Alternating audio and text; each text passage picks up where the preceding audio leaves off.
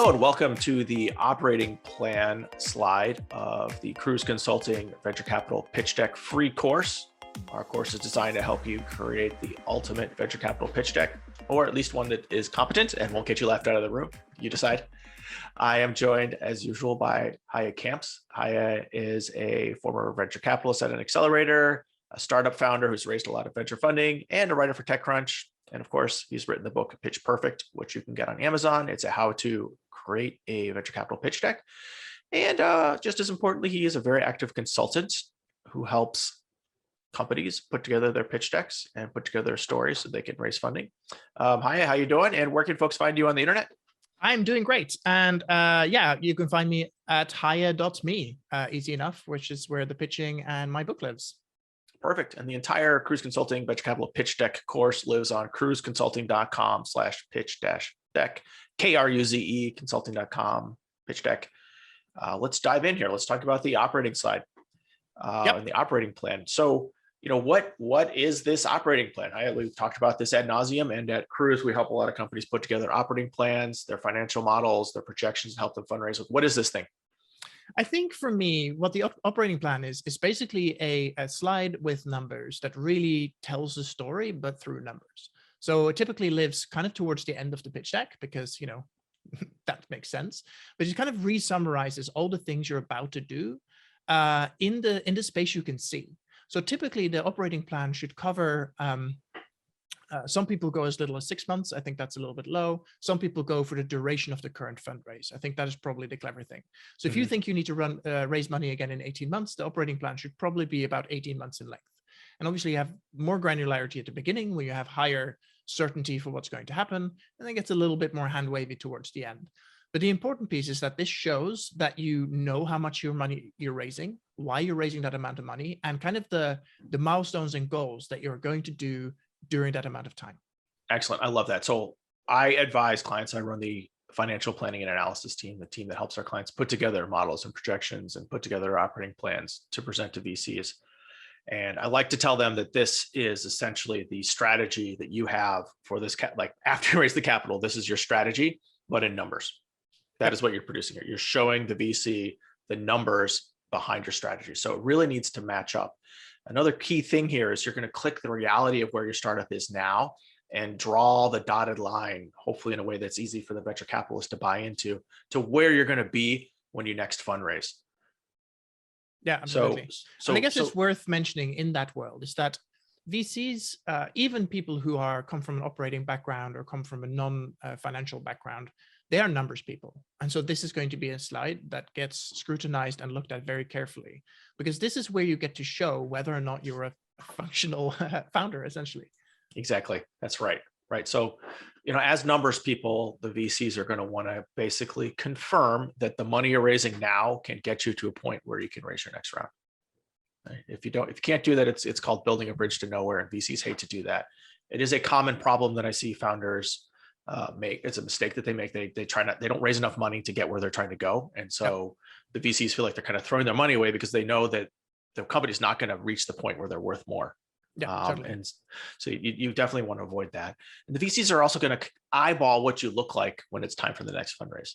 So they're not only going to want to make sure you can raise that money, but they're going to make sure you're worth a lot more. The venture capitalist needs the money they invested to be worth 3 or 4 times probably what it was when they first invested. Now I've seen some compression there. Seed valuations are kind of getting really high. So sometimes it's maybe 2x, but regardless, the company's got to be worth more. So there have to be some sort of metrics. There has to be something accomplished, something built, some sort of milestone reached. So the company's worth more as you do your next fundraise. And this operating plan is showing the numbers as you get out there. And it also helps you kind of size the round, like how much you need to get where you're going. Right. Yeah. So how much you're going to burn over the next few quarters, how many people you're going to hire, things like that. And then you're proving to the venture capitalist that you've got a plan and that you've got a good grasp of the financial implications of your strategy and your business model. Yeah. When I work with my clients, so this is actually often one of the first conversations we have. I ask them how much they're raising and they say 15 million. And I'm like, well, based on the business you have here, you're in the right place to raise about 3. So if you know you want to raise 50 million to get to where you need to go, that's great. But what is the stepping stone? Like, what can you prove between now and then to show that you are ready for that growth capital or for that larger chunk of cash. And I think really that's that's one way that you use your operating plan and your financial models. You see, okay, what are the milestones? What are the KPIs? What are the things we need to prove in order to really start raising? And so, find out what that is. And so, if you are an early stage app company and you need to get, I don't know, 100,000 users, a fully functioning app, and a revenue run rate that makes sense, then, put that on your plan and then work backwards. Like, okay, how many staff do you need? How much do you need to spend on advertising? How much do you need to spend on this, that, and the other? And if you don't have the answers, then it's possible you're trying to skip a step. And I think it's a very good idea to raise a smaller amount of money, get that nailed down, so you have a much greater clarity on how you would spend $15 million. Yeah. So this stride is where you probably talk a lot about your fundraising strategy. Yeah. At least why you're raising the money that you're raising, right? And it's going to double click into what the venture capitalist is going to try to feel out, because again, you're selling here, right? You're selling, what you're trying to sell is that, hey, I've got a plan, right? So the VC is going to kind of dive in to try to use this slide to battle test your plan, to make sure your plan is actually getting you somewhere. And so there are a few things you just mentioned there that are really important. Is there's some sort of milestones that you're talking about in your strategy part of your deck.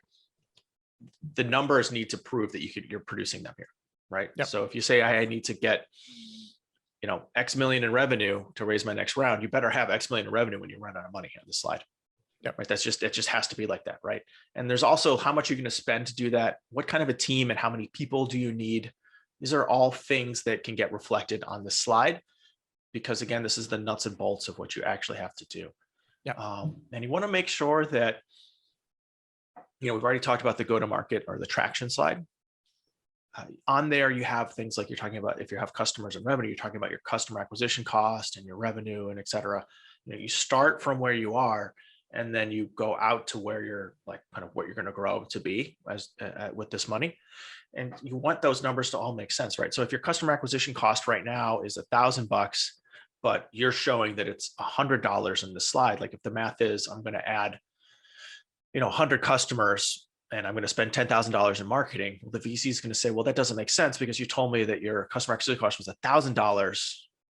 So that means you should only add 10 customers, but you're saying you add 100 customers. Like, why does that make sense? Right. So make sure that the kind of reality of what is happening and what you're talking about in your other slides is reflected in the numbers here. These assumptions all need to tie together. Everything in here needs to work hand in hand with the strategy that you've outlined, and then also with the financial model that you may have an appendix, or you may have a standalone slide, or you may have an Excel file or a Google sheet that you share with them, right? All these things need to come together to tell a coherent story. And remember, the story is you're selling the business, right? You're selling equity here. So you want people to believe your vision.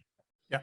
And I think this slide is where so many founders stumble, right? Because a lot of founders are really good technical people, right? They come out as an engineer or as a VP of engineering or something out of a bigger company, and they know how to build a product. Great. That is wonderful. But you have to also be a good founder and a good business person.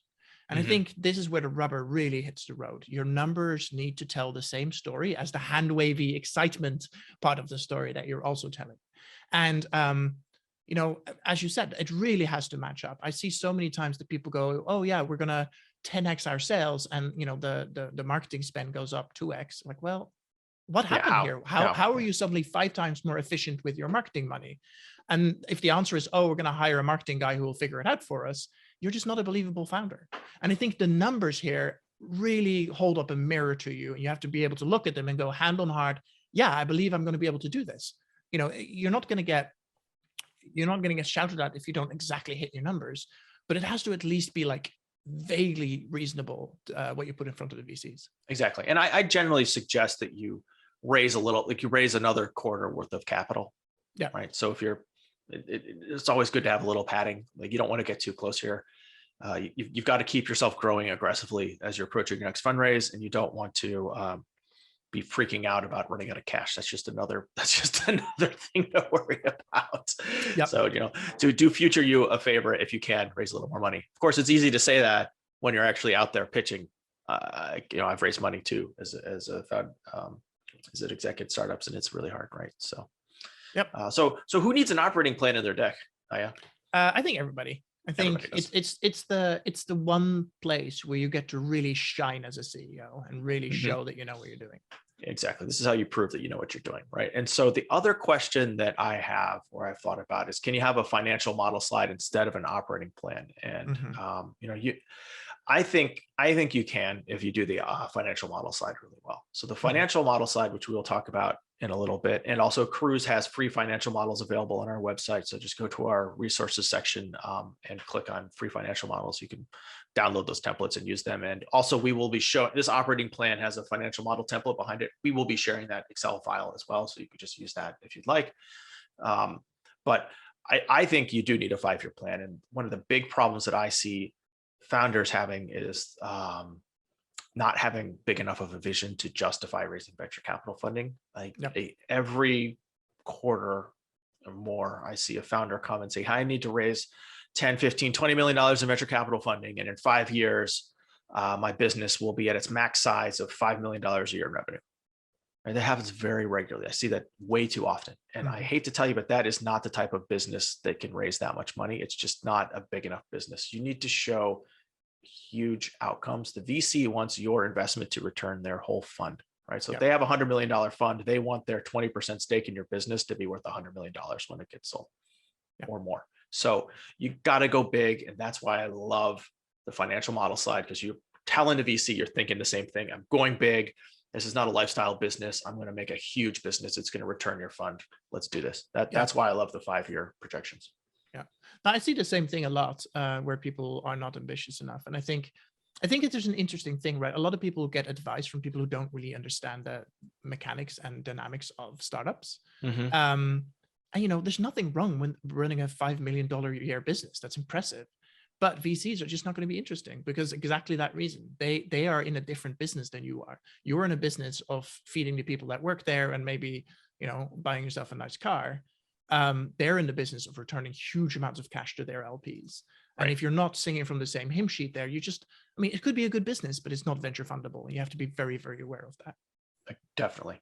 Completely agree with you. Right. So, I think the difference between, if you were to have two slides of operating plan and a financial slide, the differences are how far out you go. So the operating plan is what you're doing with this funding. The financial model is 4 or 5 years out, where you're showing how big you're going to get. I think the level of confidence can change. Venture capitalists understand that even 9 months out, and as a startup is like in dog years, that's like 50 years or whatever. So it's like it's COVID years basically. Exactly right. So they understand that you're not going to perfectly hit your numbers, but with the 5-year plan, they're definitely not saying like, oh yeah, for sure you're going to have that number of customers exactly 5 years from now, giving you that much revenue. They get that, but it's again, you're doing the dance and you're helping them understand how you're trying to think big, how your company changes as it grows. So I think from my point of view, there's an important difference between the two as well. I'll be honest, financials isn't my biggest strength, right? My eyes glaze over when I look at a spreadsheet, and it's not good. And I can work on it and make it happen. But when I'm trying to pitch something, I find that really distracting. And so the way I think about the operating plan is something that has like, it distills the financial information to the space I can see. And it overlays extra information as well. It overlays those gates we talked about that you need to do in order to raise the money. Call them KPIs, call them whatever you call them. But the important milestones like product launches, headcount, KPIs, important like bits and pieces of the puzzle, that all goes in the operating plan. Now, the financial model kind of spits out some of those numbers too and uses them as input, but there's so much other data there that to me, it's very hard to read. And as a storyteller, when that slide comes up, I get a little overwhelmed.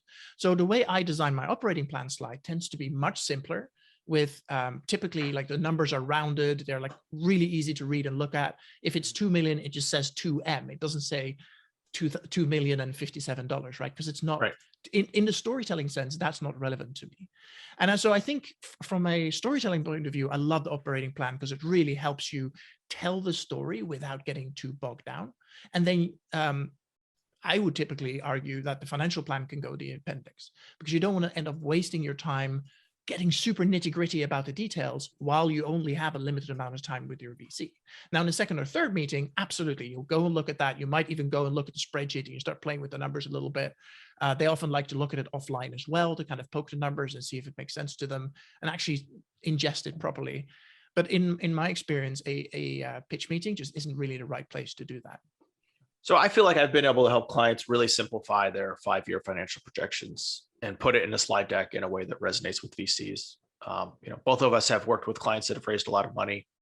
Your clients have raised a lot of money doing it the way you've done it, and Kruze clients have raised, $6 billion plus in venture funding. So our way works as well. I think it really depends on how comfortable you are as a founder talking about these numbers, but you have to have some version of an operating plan or financial model in your initial pitch just to help 100%. the VC understand the numbers behind what your strategy is, right? You have to have it. So if you hate numbers, maybe work with an advisor like Kruze. Yeah, that's one thing to do. Well, there. It's funny actually. We recently, I don't know if you knew this, but we worked together on a client. There was somebody who raised 16 point something million dollars, and I really helped with the story. And he actually just took one of your financial models and dropped it in there. He's one of your customers as well, and did a really good job with that, and was able to tell the story from both angles. So I think the truth is you'll sit across from VCs, some of whom are more focused on numbers, and some of them who are more focused on the dream. And you should be able to tell the story both ways, even if you're not a storyteller and even if you're not a numbers guy. You need to be able to do both. Exactly. Yeah, and that was a great client, engineer who understands, not afraid of numbers, and like really feel like figured out how to tell this really compelling story as well, and raised a great amount of money without any revenue or anything, right? Just really pull it together because they're doing something pretty important. So that was an awesome success story. Yeah. So just to kind of double click again, like why this is important, like finance is a common language, right? And so the VCs are going to speak this, right? And they're going to want to make sure that you can raise your next round, right? Because they know the next VCs are going to need to speak this. And then the other thing we haven't really talked a ton about are the KPIs for your business. So it often makes sense to have some KPIs on here, which could be things like headcount. It could be things like customers, product milestones. KPIs are not a bad thing to put on here because, again, it's taking the verbal story that you've told and clicking it in here and putting it next to the numbers, making it really easy for the venture capitalists to translate your strategy into their financial rubric. Yeah. And especially if you do stuff like shifting from an MVP or a concierge product to a fully fledged product. If your plan doesn't show any engineers, I'll be like, okay, where's this product coming from? So again, that's one way that you can tell your stories. Like that engineering headcount needs to go up for you to be able to deliver this product. Or you have a huge product launch, but you don't have marketing spend, or you don't have marketing people who know anything about how to do the marketing spend, or, and I think it's just it's an honest mirror. If you ask yourself like, hey, this milestone here, can I really deliver this with these people? If the answer is yes, great, carry on. If the answer is, I'm not sure, then how can you get yourself some more certainty? Because I guarantee that the VC will ask that question. So you may as well preempt it. Yep. And actually another thing that is really important is a lot of times you'll pitch a great VC at your seed and they'll say, you know what, come back at the Series A. And then when you come back at the Series A, they will, remembered is not the right word. They will still have your slide deck from before, right? So they will pull up your seed deck and they'll say, hey, you said you were going to have 50 customers now. Do you have 50 customers now? Right. And so it's important to remember, if you're, it's a long-term game, you're pitching VCs over and over. To the extent you're hitting your numbers that you've laid out in the operating plan, you can even call it out. You can even say, hey, you know what? 12 months ago, I told you I was going to have 200 customers right now, and I would have XYZ in revenue. Guess what? I have that right now. And that just drives so much credibility there. That is basically like saying, wow, this guy or gal has done exactly what she said she was going to do. You did it. Just like, what an operator. I've got to get on this train. Right. So the name of the game there is meet, exceed, or pivot. Right. So you have to hit your goals. You have to do better than your goals, or you need to have a good explanation for why this is. That is perfectly viable, right? So if you say, oh, we're going to have 100 customers and you only have 30, but those 30 are like enterprise grade, much more high value customers, and you realize that's a much easier way of doing sales, that is still a good story. And it shows that you're able to adapt to the market. You didn't hit the numbers, but you have an explanation for why. The thing you don't get away with is underperform and not be able to explain what happened. Because that shows that you just don't really know what you're doing. And actually, speaking to the common client that we had, that client, actually, no, this is a different client I'm thinking about. A client that I work with that I love, said, in 4 months, I will release this feature and I'm going to sign up. And then he listed 3 names that are Fortune 500 companies. And I was like, whoa, that would be very impressive if you did. Those are major logos. Those are every investor in the world knows the names of those 3 companies. Yep. And guess what? 4 months later, he came back and said, all right, I'm ready to fundraise. And I'm starting to recognize revenue from those 3 names that I mentioned. Plus I have this other company that I just signed up as well. And I was like, holy cow, like you did it. Like that was impressive. And I'm certain that founder had mentioned that to other venture capitalists when he had spoken with them 4 months before. Yeah. And because he did what he said he was going to do, his credibility went through the roof and he had no problems raising funding. Right? Yeah, I'm actually working with that client as well. And they are one of those things, they're so timid, but they are so fantastically good at what they do.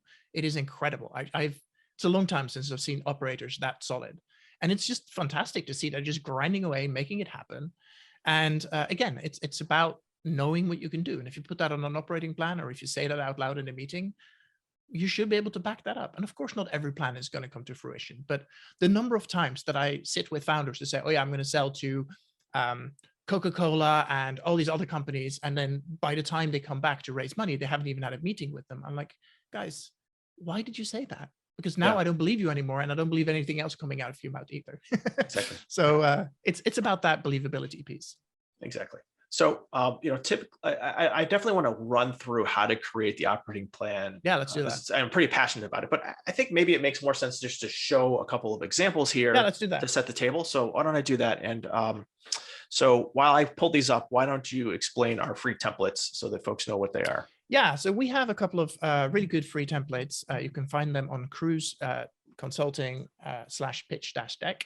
There's 2 of them. One is the one that's actually used in my book called Pitch Perfect, and it's for a very silly company called Beer Sub, which is a beer subscription company.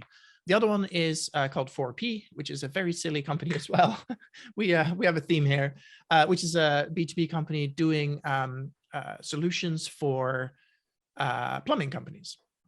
And so both of these have an operating plan in them. I'll be honest, neither of these have amazing operating plans, but it shows a way that you can tell the story around it. So if we can pull up there we go, this one. So this is how I really like to do my operating plans. Now, this is a pretty unambitious one, I'm being honest. I probably don't think that anybody's going to raise money from this. But what you see here is that the red line across the middle is product milestones, right? In the first half, second half, across the thing, it shows like here we have a beta product that's going to start. Then there is a iOS and Android product. Then the recommendation engine goes live. Then an affiliate sales engine. And affiliate sales is a really good way of driving huge amount of revenue if you can team up with the right affiliates. And then they're doing a second version of the web app, right? So on a high level, that is kind of the product roadmap as milestones right there in front of you. Now you can see here that the staff kind of matches up with the type of like the delivery staff means that you can service the additional deliveries that are happening. The number of customers matches the marketing spend. So you can kind of see that the customers increase with the same amount as the marketing spend. The revenue numbers actually go up at a reasonable clip. But the burn rate also goes up quite significant. You know, there isn't a huge, very good margin in this business, which is interesting. I've also listed COGS here. Now, so there's cost of goods sold. I wouldn't always put that on an operating plan. Typically, I would feel more at home with that in a financial plan. But for this one particular business, I felt it was useful to include that because it shows between the burn, so the money you spend, and the cost of goods sold, that you have your fundraising numbers and when you need to raise money. So there's a pretty clear plan here for when they need to raise money. And here, just the end of half AOH, end of half of the year, money in bank. So you kind of see the cash burn down. And so really from this, I can really talk about, okay, how do we roll out into different cities? How many staff do we need on team? How many deliveries staff do we need? Look at the marketing spend and how that results in customers. Look at the monthly recurring revenue. And so this, I feel really at home in this, even as a non-financial person, I feel really at home in these numbers because they're easy to understand. They're really straightforward. You know, $1 million burn. I'm going to spend more or less. Absolutely. But it just kind of gives you the general size. Now, in a appendix, I would put the financial plan, which doesn't have rounded numbers. Obviously, it is very detailed. But as far as telling the story, it just makes a lot of sense to me.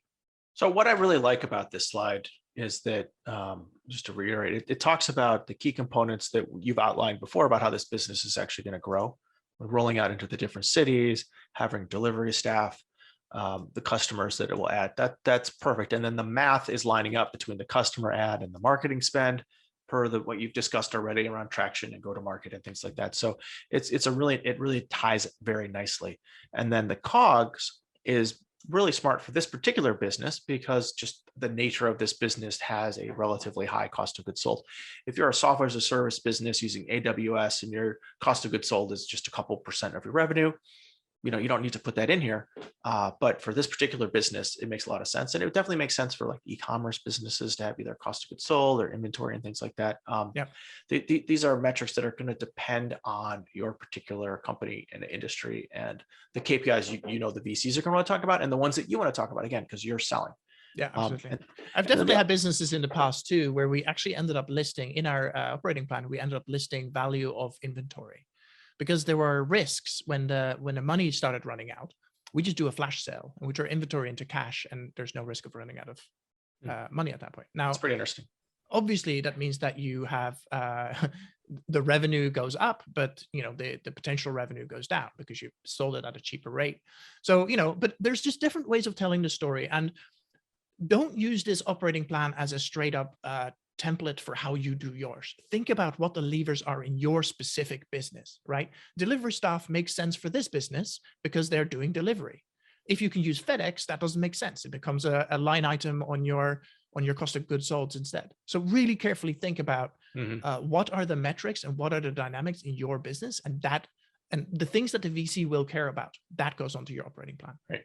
I do also like the fundraising number here because this shows them how much you're going to raise in the next round, and they can judge how realistic it is with a company with $1 million plus in monthly recurring revenue. Is that reasonable or not? They can judge that. They can decide, like, can I hang? Like, if I take two of this $2.5 million, I'm probably going to need to put 1 or 2 in here. Do I have enough money in my fund to go and do that? Yes, I do. Right. So this is really nice. I like that a lot.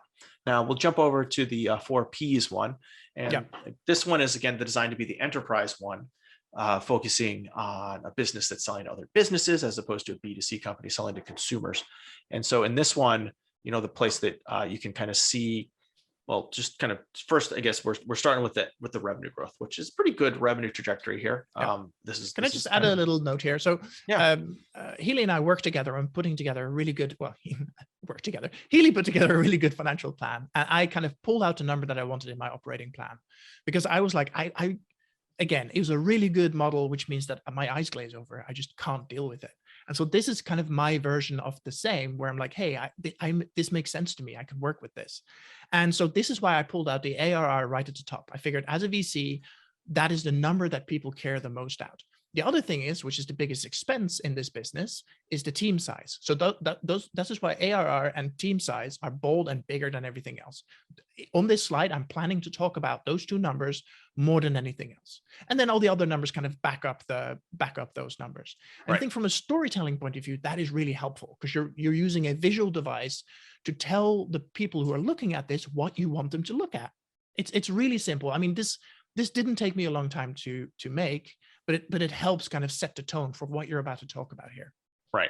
And the other part on this is talking about the customer growth, right? So part of the story behind this is, hey, I can acquire customers and I have a strategy for acquiring customers.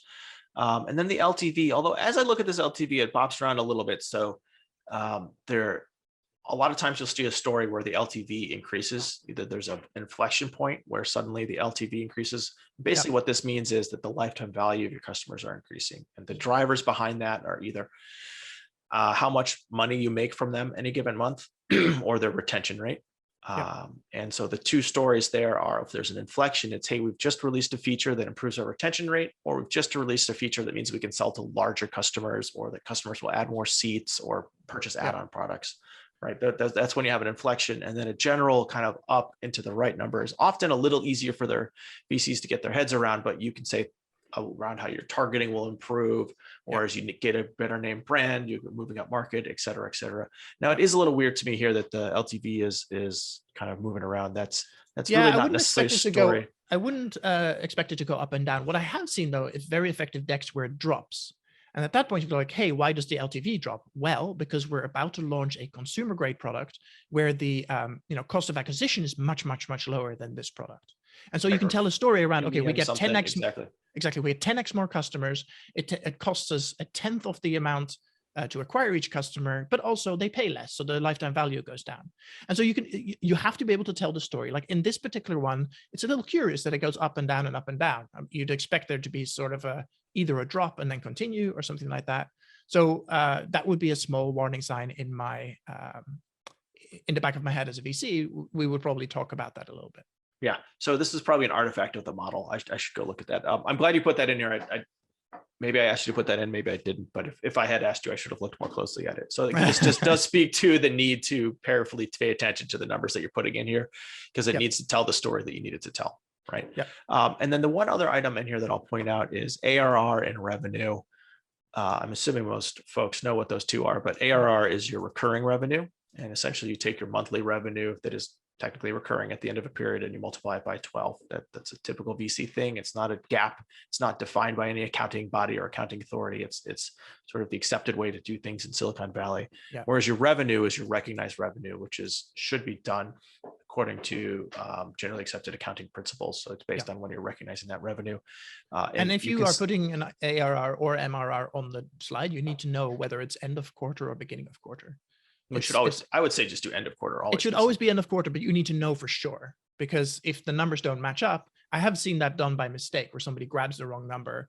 And the thing is, the annual recurring revenue, so ARR, or monthly recurring number, MRR, they're both perfectly fine numbers to use, but you should have a pretty good vision on the ARR actually being as real as possible, right? If your customers churn in 6 months, then it's very hard to make an argument for an ARR number. That's true. And so again, so this for the Q1 of 2023, this should be March of 2023, the recurring revenue in that month multiplied by 12. Yeah. But the reason I think I was going to point out is that ARR is much higher than revenue, right? And because we're showing the burn rate here with the OpEx, it's nice to have the math easily understandable right here. If you had just done ARR, operating expenses, and then the burn, sometimes VCs in the rush of things will try to do the math of the 2.8 minus the 2.3, and then they'll say, wait a minute, you should be making money, right? So this just makes it really no brainer so that the VC sort of at a rush doesn't make a math mistake. Help them not look stupid in the meeting. Yeah, totally. You gotta massage their fragile egos a little bit. Yeah, totally. The other number that actually pops up here, and you don't often put that in an operating plan or anything like that, but be very careful with your happiness numbers. If you're tracking your customer happiness, there's a few different ways of doing that, and those formulas are surprisingly not that easy to understand. So make sure if you put numbers in here that you're actually using numbers that the VC understands. Yeah. So it makes sense to define the terms with the VC or for the VC. Definitely. Another place that particularly for enterprise software as service companies, and sometimes for hardware companies that have large sales, is a bookings ARR number. That can be different. And so you want to work with an accounting advisor who actually can help you understand what that is. But it does make sense to explain if that ARR is not based off the recognized revenue. Just help the VC understand that. And again, it's very common for a VC to have a particular way that they think about ARR, particularly for enterprise companies or hardware companies, or ACV was another one. So just work with them, make it collaborative, ask them how they define it or explain how you're defining it. If they want to talk about it a different way, be prepared to talk about it a different way. You should have those numbers somewhat available to you. And don't argue with them about it if it's some way that they want to define it. You don't win any points by trying to convince them to think about it a different way. Just say, you know what, I have those numbers. I'll get them for you. This is how I've done it here. And I'm very willing, if we work together, to present it to you in a different way, just to make sure it's exactly aligned with how you think about it, right? Yeah. Totally. So again, let's talk about these two and think about what's on here, right? So we've got the revenue and how your revenue is changing. This should tell an exciting story and it better match your marketing strategy, right? So all that better line up. We're talking about how we're running out of cash. So we're sort of cash balance here, and you can sort of see how much you're burning. So it makes it pretty clear you're going to be raising pretty soon. And for the beer sub company, we're very explicitly saying how much your next fundraise is going to be, right? So Very, very helpful. Hiring is generally the most important, biggest expense and one of the most difficult / important jobs for founders, right? So mentioning your staff, I really think operating plan should mention staff. Like I think it should. Yeah. Okay, good. And then sort of tying your milestones in here, product milestones. I like how you've mentioned the product milestones, because particularly for this early stage of a company that BeerSub is, having the product milestones in there can kind of help you hand wave a little bit at the small numbers. Right. And on this one, actually, I would challenge, like, look, if you launched your iOS app in beta, how are you going to get 8,000 MRR? Right. I would immediately push back and like, okay, if you are only in beta, you have only 80 customers, the number matches up, right? I believe you, 80 customers gives you 8 grand. That's fine. But can you really do that from a beta app? Do people trust you there? And the number, like once the app is live, there's still 130 and 13K. So clearly the ratio is the same there. And now I doubt. Now I get a little bit of doubt, because I'm like, wait, you get the same amount of revenue from a beta app, which is probably buggy and crappy, and then you launch on Android and iOS, and you have more trusting customers, but that ratio doesn't change. We would have to have a conversation there. So that's the one warning sign that I know about on this slide, where I'd be like, that doesn't look great. Right. Exactly. And then, so if we were to look at the other slide, now that I look at it again, the weird flopping around of LTV is just a little weird, right? So you would, if somebody's going to notice that, you should have an answer for it. And then again, making sure that your hiring plan is tying to your milestones, and your spend is tying to your milestones, et cetera, et cetera. Making sure how much your customers are paying you now makes sense in here, tied to your historicals and your projections. Think through all those things. I do often like to have the most recent performance. So for this particular company, this is history. This has happened, right? And you can see this is just sort of, it's not exactly linear, right? It's up and to the right, but VC should be able to connect the dots here. There's nothing in this slope that isn't possible for a VC-backed company. Like it is doable. So, and again, same thing with the team. You're just making it really easy for them to connect the dots. They don't have to do any weird mental gymnastics to figure out how you go from 8 employees to 500 employees in the next quarter, right? So make it nice and smooth. Could you flick to slide 15 for a sec? Slide 15? Yeah. So that is the same kind of slide, but the way that it's kind of come out of the spreadsheet. So I just kind of wanted to highlight, to me, this is hard to read. It is actually exactly the same numbers. It's exactly the same stuff that's going on here. And I think it's just a presentation layer thing, right? If you are working with somebody who is very comfortable reading spreadsheets and can draw the same information out of this, but I feel like it's harder to kind of point to the right line and tell the right story here. So that's why I ended up having a slightly differently designed operating plan slide with simplified information and less information, just to kind of ram home the point and say, look, we are just trying to tell a story here. We're not, I'm not inviting digging into the details. Yeah. So presentation layer definitely does matter. So I think that, before you present this slide, there's a few things that you ought to really know cold. And you had a really nice way of explaining that in terms of how the VC is evaluating the CEO and what their job is, right? So do you want to just kind of extrapolate on that a little bit first? Yeah, sure. I think really as a CEO, you have 3 jobs. One is to set the vision and the culture for the company, right? If you are a crappy CEO that is a really unlikable, toxic human being, that is going to ripple through the entire company. So it's about being fair, being likable, having strong vision for all that kind of stuff. The second thing is hiring. So you have to hire the right people into the right seats, build the right teams to build the right company. And the final thing is not run out of money. That involves fundraising, that involves keeping visibility on the things. You might have a CFO, but it's not the CFO's job to make sure you don't run out of money. They're there to help you make the right decisions. So if you do those 3 things right, and of course in an early stage company, you'll do that, and you'll also be making tea and ordering printer toner and kicking the printer when it stops working. But over time, those are your 3 only jobs. And it's very hard to show company culture, but you show that a little bit in how you tell the story of your company. Like why you, why this, why now? Who did you hire? How did you get to this? Why is this important to you? You can tell that part of the story as part of your pitch. Then you show how you're not going to run out of money. How are you fiscally responsible? You show fiduciary responsibility to your investors, to your board. You're responsible and solid grown up. And then finally, the hiring thing. Like, do you know how much each of your people need to be paid? Do you know where you're going to find them? Do you know, like, how do you rely on other people? Can you delegate? All those kind of things. And if in the pitch you're able to really loudly tell the story of those three things, you put yourself in a much better stead to raise the money. And the operating slide is such an important part where you do that, because it really shows whether you're a believable founder or whether you're, not, essentially. Exactly. Yeah. And so kind of directly translating those three things, like two of them for sure have KPIs that are going to be on this slide and that you should have memorized cold. Right? Yep. So first of all, you should know your cash out date. You should say, hey, I am going to, if I hit my plan, I'm running out of cash in early Q3 2023.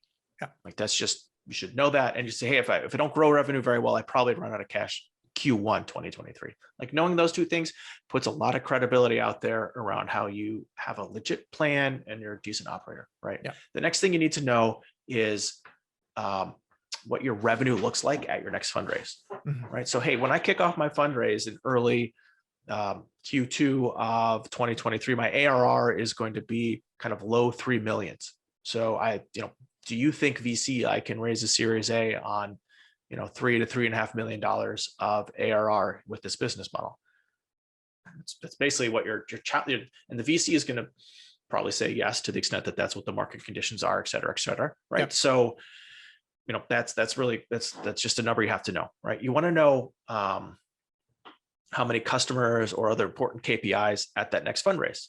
Yep. Right? Because again, you're building credibility with the person you're trying to raise money from, that you're going to be able to have a great story when it's time for the next fundraise. You're also going to want to know how much money you're going to need for the next round. So I really loved your slide that showed raising $7.5 million. Yep. Say, hey, I expect that my Series A would be a $20 million Series A in, end of Q2 2023. And as we just said earlier, that means you need to think pretty far ahead at this point, right? So for this round, if you say you're going to raise 3 million, you have you've thought ahead to your next fundraising round. That's how you got to the 3 million. To know what you're raising in the next funding round, it means you have to think to the 1-2 out, right? You're thinking, like for me as a startup founder, that level of future doesn't exist, right? I live in the now and in the very near future. But in this one particular exercise, you have to have a very clear vision for, okay, what are you raising now? Because you have to get to this funding raise. How much are you raising here to get to the next one? Now, it's going to be fuzzy, right? Because you don't exactly know what you're going to learn over the next 18 months. That's part of the point of having a startup, right? You're learning about your market, you're learning about your context, but you need to have a clear enough vision. And by all means, pad that number, but you need to have some sort of idea for what you're doing. If you're raising 3 million now and you're proposing to raise 5 million next, the VC is going to look at you and go, what are you doing? That doesn't make any sense. If it's 3 now, it's probably 10 to 15 next, and it's probably 25 to 50 after that, right? Or whatever the numbers are. So you need to have a really good vision for what you're trying to accomplish and what that's going to cost. The nitty-gritty, the nuts and bolts of how you're going to do that, whatever, you're not going to get called out on that. But you need to at least show that you've thought far enough ahead to have some sort of number there. And then the one other metric that I believe you should have cold in your head is your hiring plan, how many folks you're going to hire in the particularly near term and what their roles are going to be and about how much you're going to pay them. You should really know that. It's even better if you've identified someone like this person is going to quit their job at Facebook the day we raise funding, and they're going to make $300,000 and this is their job title. Like if you can speak to that kind of stuff, really powerful. And then, hey, when we're at the next fundraise, we'll probably have 40, 50 people on staff, payrolls, XYZ. Like it starts to get a little too much detail, but just knowing how many people you're going to have so that the VC can make sure you're being realistic on both ways. Like one, you're not trying to hire too many people with the money that you have, because that's, how can you afford them? How can you find them? Yeah. But also a very common problem is where a founder has 3 people on staff and they're going to grow to have 200 million in revenue with those same 3 people and no other hires. That would be crazy. Yeah, totally crazy. Yeah, and I think it's so worth being aware of that and keeping a very good eye on that. Remember that hiring also costs money, right? If you use an agency, they're not cheap. The other thing is you can actually use this to your favor too. Like if you are, like one of my bugbears is a lot of hardware companies don't really think about what happens once the product is ready to ship, right? At that point, you actually kind of stop being a hardware company and you start being a marketing company. So you need the right, there's a big shift in the type of staff you need. Maybe you essentially stop being a hardware development company and you start being a marketing company. At that point, you need marketing staff. Yeah, you probably so need them actually a few months before. Like the Precisely. people need to be in seat, getting everything prepared to launch. Yeah. And that is, you have to have some spool up there. You need to have the right people that have to be ready to go. And it is not unreasonable to tell your VC, like, hey, this is what I need to launch this product. And I'm raising money now because I need to go to the factory to have these things built. And, I have an offer out to somebody who is going to be perfect for this. They're going to accept the job as soon as the money hits the bank account. That's a really good story because it shows you've thought far enough ahead that you know what you need and you have done the hunting, you have done all of that stuff, and they're basically just chomping at the bit to join you. That would be a really good story. So this is tiptoeing into how to build an operating plan. So I want to get on a little soliloquy here and talk about this. This is very important to me. Again, this is what I do for a living. This is what my team does, and I think we're pretty darn good at it, right? So first of all, in Silicon Valley, it's normal to see startups that have pretty extreme financial projections. Like extreme compared to a regular business. That is normal. And in fact, that is expected. So you don't want to freak out about, oh my gosh, are they going to laugh me out of the room because I'm trying to grow such a big company? As long as it's like not crazy unreasonable, no, they're not going to laugh you out of the room. You do want to show pretty aggressive growth to the extent when that moment comes to push the gas, like you're going to want to show that hockey stick thing. Like you want to believe that you can do that. Like you really do want to believe that.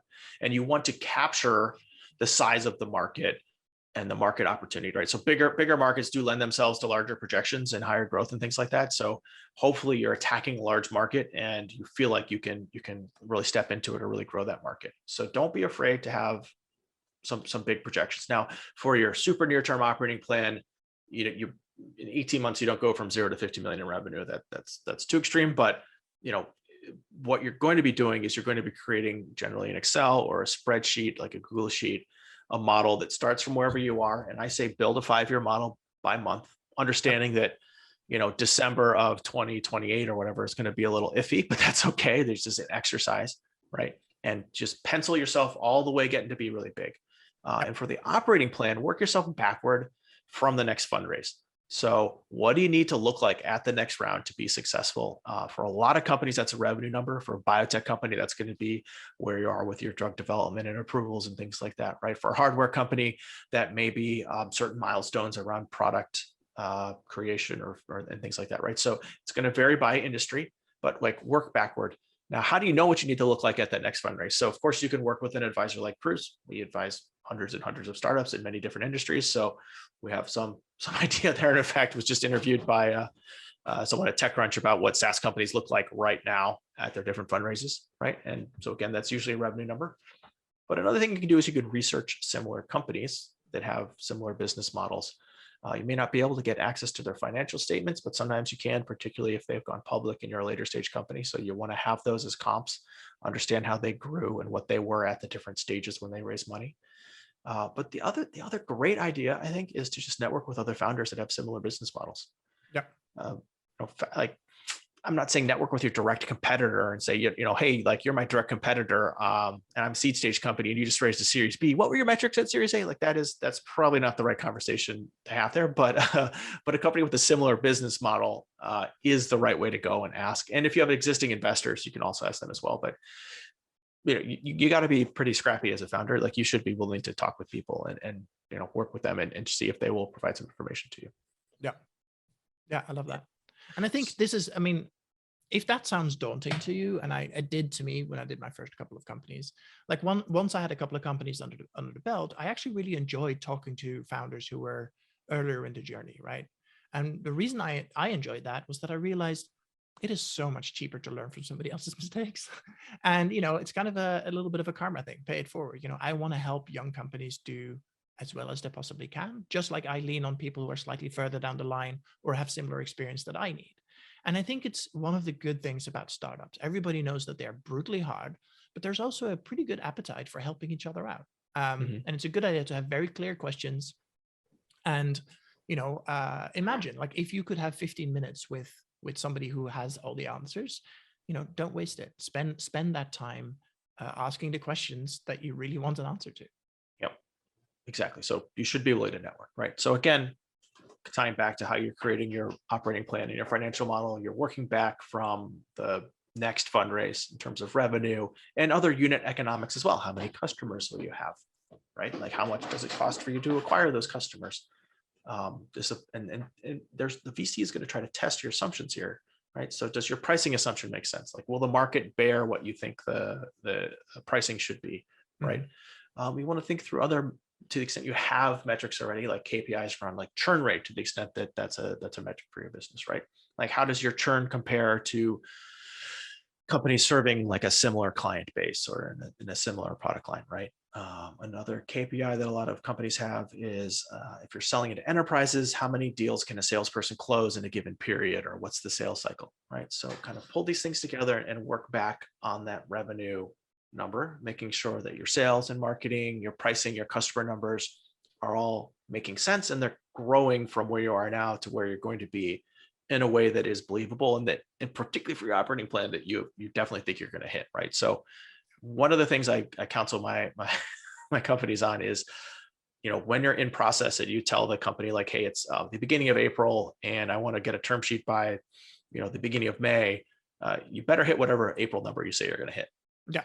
Right. You better hit that number. So, again, you do want the stuff to be pretty realistic, particularly in the near term.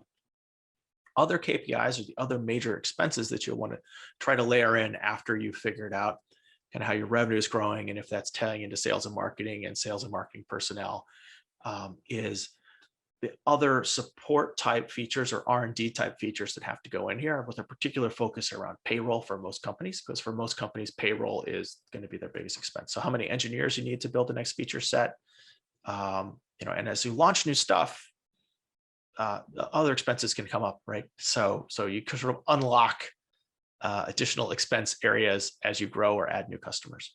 Yeah, totally. And I think there's some non-obvious stuff there too, which is worth just naming, right? If you ship physical products, stuff goes missing in the mail, stuff gets delayed. You see an incredible spike in customer support, returns and customer support queries. Where's my package? Like, by far the most common question in those kind of companies is, where's my package? And it's easy enough to look up, but you need to have somebody on the phones or on the support desk to be able to answer that, and answer that quickly, because your customers are there. They're nervous. They're, maybe if you're a new company, they're worried, oh, did I just get scammed or whatever? And really thinking about that. So taking in returns, if you do take in returns, what do you do with them? Do you test them? Do you just throw it in the trash? And you have to think through these things. And those things can really, really bite you in the butt. Like, launching an Android product, for example, means you need to have support staff who understand Android. Or the biggest surprise that I had in one of my past companies, we launched in 50 new languages. Great, markets massively expanded. Guess which languages we started getting support tickets in? I don't speak Italian. And it turned out to be a really tricky thing to suddenly have to support users who don't speak a word of English. So think it through, like, what are the logical steps that happen once a particular thing changes?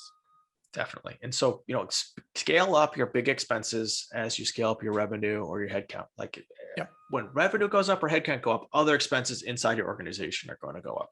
So in pre-COVID, it used to be like, the analogy I would say is, as you hire people, your snack budget's going to go up.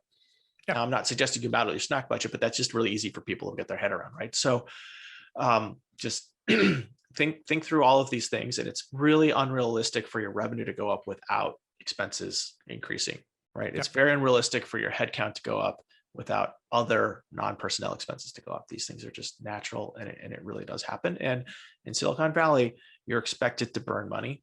So you shouldn't be super afraid of that, as long as the numbers aren't getting crazy, and so that kind of brings me to my final point. And again, I didn't really talk about inventory modeling. I didn't talk about working capital modeling. I didn't talk about legal costs and things like that, but these are all things you want to think through. In the operating plan, it's good to extrapolate stuff up, so you don't have to argue with the VC that your legal bills are going to be 40,000 instead of 60,000. But in general, you want to have that stuff. But again, the big point here though is you want to grow. You want to be a little aggressive. You want to be able to hit aggressive numbers. Like, that's, your startup should be able to succeed big time if you're going to raise money. So you got to feel confident in that. So don't model yourself out of a transaction. I really can't tell you how many times I've seen a founder with like a big market opportunity and a lot of potential and like really good run rate to put their projections at like almost flat or very low growth. And they're saying, oh, I'm just trying to be conservative. Like, that doesn't Like, is that what you really think you're going to do? Or you're going to clobber these numbers, or you're going to beat the pants out of them? If you're going to really beat them, you're really hurting yourself. You might model yourself out of a deal is what it's called. Yeah. So don't make your numbers too conservative unless there's like a real specific reason why you think your growth rate's going to change or things are going to be conservative in the near term. Yeah. And I think that reflects also what an operating plan is, right? You have to be as accurate as you like. This is your best belief guess for what is going to happen in the next 6 to 18 months. Yeah. And, 18 months from now, sure, you're probably going to be wrong. 3 months from now, if you are vastly wrong, then that shows that there's something you're misunderstanding about the business. Yeah, exactly. So kind of that leads us into the most common issues that we see on this slide, right? And so, first one is being too conservative or potentially being too aggressive. It's a very common problem. Again, it helps to work with an advisor, or it's great to talk to your existing investors or to other founders who are similar to you to understand sort of what they are experiencing. But you don't be too conservative. Yep. The next thing is, I think the numbers we've talked about like probably 5 times now, but the numbers need to match or line up with themselves internally, and they need to be consistent with how you're describing the company inside the projections. Yeah. So yeah, and I think it's like, think of it as storytelling, right? You don't teleport from one place to the other. Like when you tell a story, you're like, oh, and then we got in a car, or then we got on a plane, right? You have to tell the like how you're getting from one place to the other. You don't just teleport. That is true for storytelling. That is also true for the numbers. There's going to be a gradient somehow. Explain what that gradient is and how you're going to get to where you're going. Exactly. The next most common issue I see is hiring, not being realistic. Yeah. So if you raise money, you're not magically the next day going to have an additional 50 people on your staff, right? And if you need those people to sell the product or build the product, you have kind of a problem, right? So be realistic about hiring. And at the moment that we're recording this, at the beginning part of 2022, hiring is very challenging. It's not easy for startups. This is an area where the VCs are really going to want to push you a little bit. So make sure you're pretty realistic here. Of course, the flip side is a problem I see pretty regularly with folks who I don't think are going to be successful fundraising is they don't show any hiring growth, right? They don't have any heads, and yet they grow into this huge business.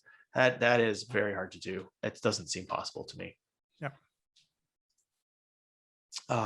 And so, okay, next issue is where your sales and marketing strategy don't match your sales and marketing spend.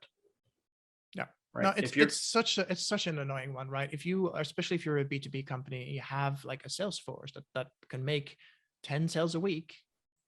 Well, that's what they can do, right? There's no more hours in the day. You can't work them harder. The process is the process. You need to have the right number of people there, or you need to have the right amount of ad spend if you're doing direct ads, or you need to have whatever your mechanism is, that needs to be reflected. It probably is going to cost you money to make money. And if the cost doesn't show up, or if the cost doesn't go up proportional, then you need to explain why you are so much more efficient 6 months from now. Yeah. So I see this both on marketing driven and sales driven growth plans. Folks just have $10,000 a month on Facebook spend in perpetuity, and yet somehow, they're going to quadruple the business every few months. Like, you're probably going to be spending more on your ads. And then the other place is not adding headcounts on sales team, not having to get ramped. Very common problem is that I've got a founder who is the only person who's doing selling, and they're spending 5 hours a day on sales calls, and they're adding, 5 customers a week. And their model shows they're going to add 100 customers a week in a few months, but they're not adding any salespeople. Right. So how is that founder going to get that much time to sell that many deals? It's just not going to happen, right? So just keep in mind, like, it costs money to make money, right? Yep. And then I always like to use this line with my founders that your model shouldn't be kinky. There shouldn't be any weird jumps in the model unless it's very strategic, right? So again, you're not going to double your headcount immediately after raising fundraising. Your revenue or your pricing doesn't immediately double after you raise money, right? There's got to be a story behind any of the weird jumps. Otherwise, it can be an up and to the right line, but it's got to be nice, easy to connect the dots. Yeah, I always describe it as flying a hot air balloon. It's like you can hang on the lever that fires air as much, or hot air as much as you want, but it's going to take a while for the trajectory to change. And I think that's a good way to think about it. You have to think about, okay, if you pour $10 million into your sales that isn't going to work overnight. You still need to learn. You still need to adjust. There's very few businesses that can just completely linearly change by pouring a lot more money into it. Yeah. And then I've already said it. I'm going to continue to say it because this is the one that annoys me the most, and particularly when I argue with inexperienced founders about it, is you're not getting to $50 or $100 million revenue on like a zero expenses with one founder and 2 developers. It's just not going to happen. So you're going to get laughed out of the room if you show this huge growth with no expenses. Plus, why are you raising money? You can be the most profitable companies since the dawn of time. Like, why do you need to raise capital? It doesn't make any sense. Just grow your business. You don't need you don't have any expenses. Just go get that revenue, Yep. So that's just not a credible sign from like the founder. You're not giving off the right signals there. And then part and parcel to that is realizing that people are pretty darn expensive. Like, there's going to be benefits, there's going to be sales taxes. So, you might have your first couple developers working for you for $75K, but I can guarantee you your 30th developer is not going to come on board for $75K. Yeah. Right. You're like, eventually you're going to have to start paying whatever market rates are. You're going to have to provide benefits, et cetera, et cetera. This is just what you have to do. And then finally, putting the wrong KPIs on here. And so, this is one of my favorites. You want to do this one. This is going to be pretty silly sometimes. Yeah, sure. I mean, the thing is, right, your KPIs are key performance indicators. They are the things that show what is really going to happen inside the business and what has happened within the business. So show stuff that drive business goals. The thing you put on your operating slide, which is the most important, like ARR, all the other KPIs should drive that somehow. So, if you show number of page views, nobody cares unless that somehow directly affects your revenue. Like, if you're an ad-driven business, like if you sell advertising, then page views might be relevant. But it's much more interesting to see conversion rates or revenue. Those are real KPIs that actually matter to your business, or other vanity metrics like the amount of news coverage you got, or the number of social media followers you have, blah, blah, blah. It doesn't matter. Like, unless it translates into something that actually matters to the business. And I argue with founders about this all the time. They're like, oh, but when we have more social media, it becomes easier to hire. Yes, it does become a tiny bit easier, but it doesn't actually move the needle. And your VC is just going to go, why is this here? It doesn't make any sense. Yep. And the other thing is, like, there are some KPIs that are crucially important to the business, but that are internal KPIs.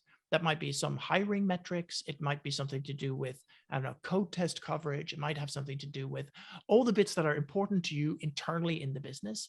But if they don't translate, like, remember, why is the VC sitting there? They're putting money in order for your business value to grow. And when that does, when you eventually exit somehow, they're going to see a return on investment. If these KPIs don't reflect somehow that your business is going to be more valuable, don't put them on there. They're not interesting to them. You have this hour-long pitch, this half-hour-long pitch to sell to the VC, right? You don't want to spend 10 minutes of it explaining some weird KPI.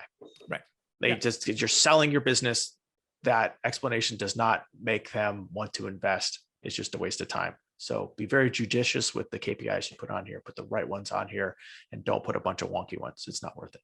Yep. So as you can tell, this is one of the slides I'm very passionate about.